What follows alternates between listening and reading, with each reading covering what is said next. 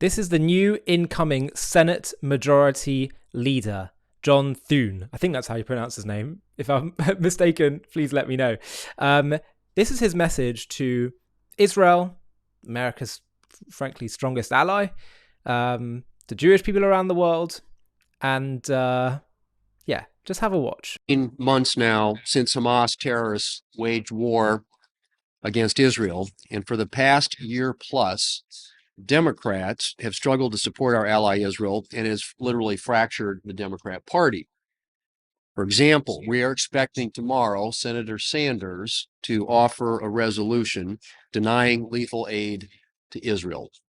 The refusal to have our allies back and the hesitation to call out anti-Semitism in our own country has consequences. It enables bad behavior and bad actors around the world, and it encourages others to abandon Israel in their time of need. Now you have the International Criminal Court, or the ICC, and its prosecutor pursuing warrants against Israeli officials. That is outrageous, and it is unlawful. The ICC rogue actions are a threat to our ally Israel, and left unchecked, it could pose a threat to America in the future. I am calling on Leader Schumer to bring a bill to the floor sanctioning the ICC, which the House has already passed on a bipartisan basis.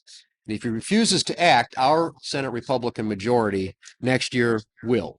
We will stand with Israel and make this and other supportive legislation a top priority in the next Congress. So to our allies in Israel and to the Jewish people around the world, my message to you is this: reinforcements are on the way. Senate Republicans reclaim the majority in 6 weeks. And when we do, we will make clear that the United States Congress stands squarely in Israel's corner, and we will help the Trump-Vance administration defend Israel and promote peace in the region.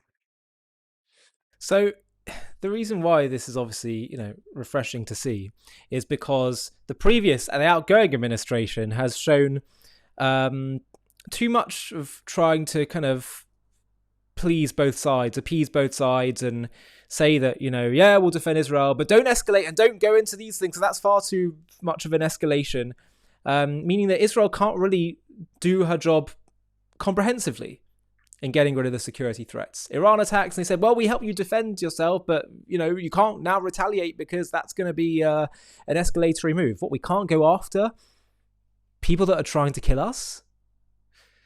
You can't go into Rafah, but there are Hamas battalions there with hostages. No, because it will create a humanitarian crisis. Sorry.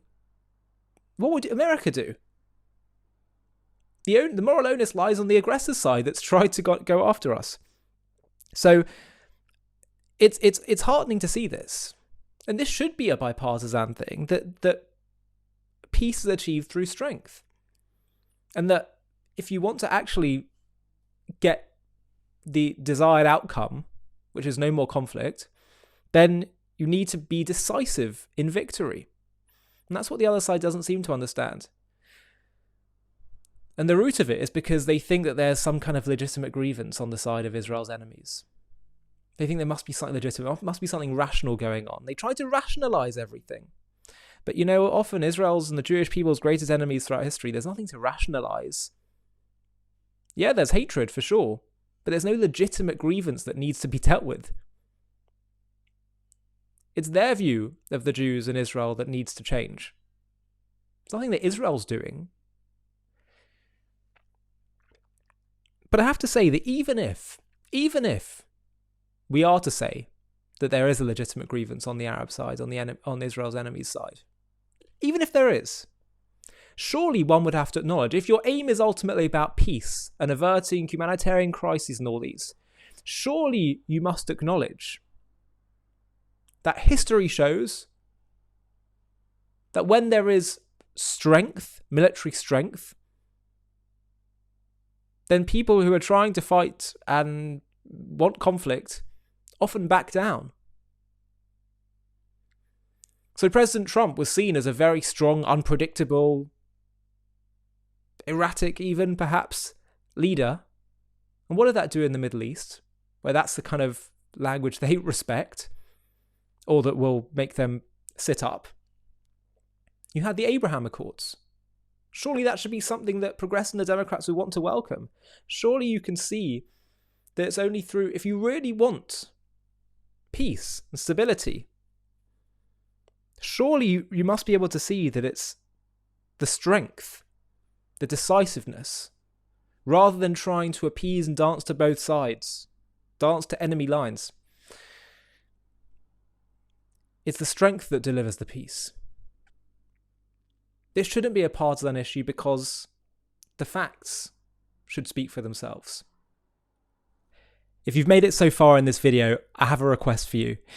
JTV has been having a really big impact in spreading the truth about Israel and creating positive associations with the Jewish people, Judaism, and Israel.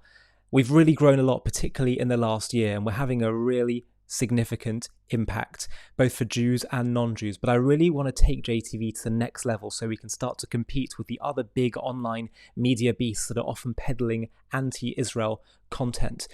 And the way we're going to do that is to scale even faster. So I'd love to build a team where we have other presenters doing shows like me. Let's start doing documentaries, supplementary content, animated content, etc., etc. And to do that, I'd like to build a bit of a team. So what we're going to do is we're going to do one fundraising day, just one, where we try and build up some funding in order to fund such a team. Now, to do that, it's going to obviously require people to get involved.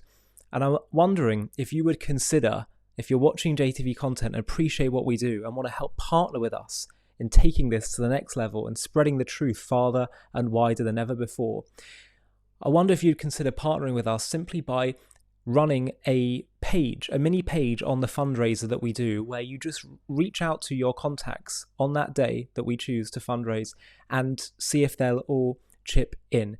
If you'd be up for doing that, of which I would be so grateful, then please click on the Google form link in the video description of this video, where you can simply just put in a few contact details. It'll be a very small commitment, as I say, literally just one day that we'll all agree upon as a collective community.